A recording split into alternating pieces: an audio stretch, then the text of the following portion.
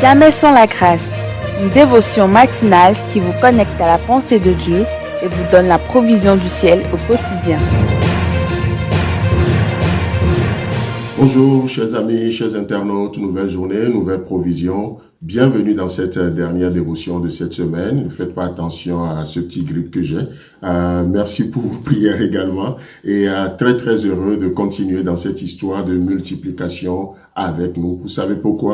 Parce que notre Dieu ne fait pas d'addition. Notre Dieu est un Dieu de multiplication. Il multiplie. Là où les hommes font 2, là où les hommes font 3 plus 2 et ils trouvent 5, Dieu fait 3 fois 2. Et lui, vous voyez le résultat. Il trouve au-delà.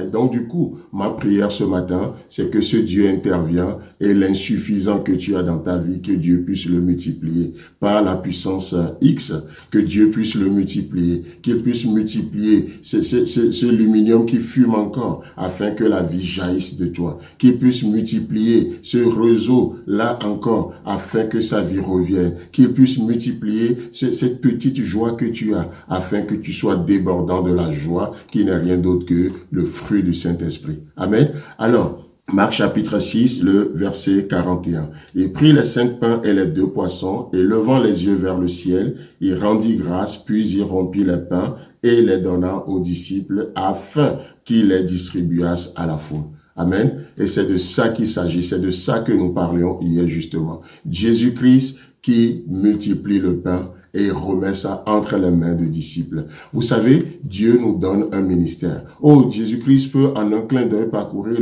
la terre et prêcher l'évangile et sauver tous ceux qui doivent l'être. Mais vous savez quoi? Il ne le fait pas. Il a préféré nous avoir sur son équipe. Il a préféré coopérer avec nous, non seulement cohabiter avec nous dans un corps humain, non seulement, oui, habiter au milieu des hommes en tant qu'hommes, mais il a aussi voulu coopérer avec les hommes. Et c'est pour ça d'ailleurs que nous sommes ses co-ouvriers. Et aujourd'hui, n'oublions pas ça dans cette journée, que la bénédiction ne vient pas de nos mains, mais qu'est-ce qui se passe? La bénédiction passe par nos mains, mais ça vient de la main de Dieu. Dieu fait quelque chose, Dieu accomplit quelque chose, et il met en nous cette image invisible, et il nous demande aujourd'hui de le matérialiser. C'est dans ce sens que l'Église est appelée aussi le corps de Christ.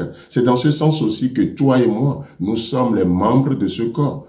Par nous aujourd'hui, Jésus-Christ exhorte le monde. Par nous aujourd'hui, Christ veut toucher, Christ veut aimer, Christ veut visiter, Christ veut encourager. Et si Dieu agit aujourd'hui comme il agit, c'est au travers de son Église, au travers de toi et de moi sur cette terre. C'est pour ça que nous sommes la lumière du monde. Nous sommes le sel de la terre. Alléluia. Oh, c'est merveilleux. C'est merveilleux de voir ce que Dieu fait, de comment il nous donne un ministère. La bénédiction vient par nos mains et non de nos mains. Ça vient de la main de Christ, et de la main de Dieu, mais au travers de nos mains. Et c'est ça le canal. C'est ça le canal. Vous savez, Moïse et Aaron n'avaient pas compris cela. Ils pensaient que la bénédiction venait de leurs mains. Ils pensaient que c'est eux la source. Ils pensaient que c'est eux qui doivent nourrir, diriger le peuple. Ils pensaient qu'ils étaient le berger, alors qu'ils étaient juste des sous-bergers. Vous savez, et qu'est-ce qu'ils vont dire? Parce qu'ils n'ont pas eu cette notion, ou parce qu'ils commencent par avoir une très haute opinion d'eux-mêmes, qu'est-ce qu'ils vont dire? Dans Nombre chapitre 20, le verset 10 au verset 12. Nombre chapitre 20, le verset 10 au verset 12. Qu'est-ce que Moïse et Aaron disent? Moïse et Aaron convoquèrent l'assemblée en face du rocher. Et Moïse leur dit, écoutez donc, là Moïse va parler avec arrogance au peuple. Écoutez donc, rebelles. Ce n'est plus le peuple de Dieu qu'il voit, c'est juste une foule de rebelles. Vous voyez?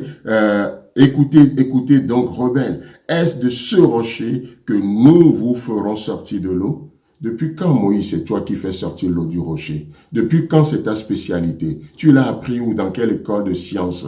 Depuis quand, toi, tu peux faire sortir l'eau du rocher? Depuis quand tu deviens le faiseur d'impossible? Moïse a oublié, Moïse et Aaron ont oublié que c'est Dieu qui fait les choses au travers d'eux. Chers frères et sœurs, chers amis, chers internautes, oh, si aujourd'hui, Dieu peut vous utiliser pour accomplir un exploit, alors que cet exploit ne vous prend pas la tête. Laissez Dieu continuer juste au travers de vous, afin que le plus grand nombre soit sauvé. Donc Moïse et Aaron dit, mais est-ce au travers de ce rocher que nous allons vous donner de l'eau? Puis Moïse leva la main et frappa 2 fois le rocher avec sa verge. Au lieu de parler au rocher, il frappa le rocher. Il a fait comme d'habitude. Vous savez, on ne sert pas Dieu par habitude, on sert Dieu par révélation. On sert Dieu par révélation. Que Dieu vous bénisse. Je vous souhaite un agréable week-end. Et si Christ a à venir, on se retrouve la semaine prochaine pour finir cette histoire. Amen. Si vous avez aimé cette émission, parlez-en à vos amis. Parlez-leur du message de la grâce et de ce qu'il fait dans vos vies.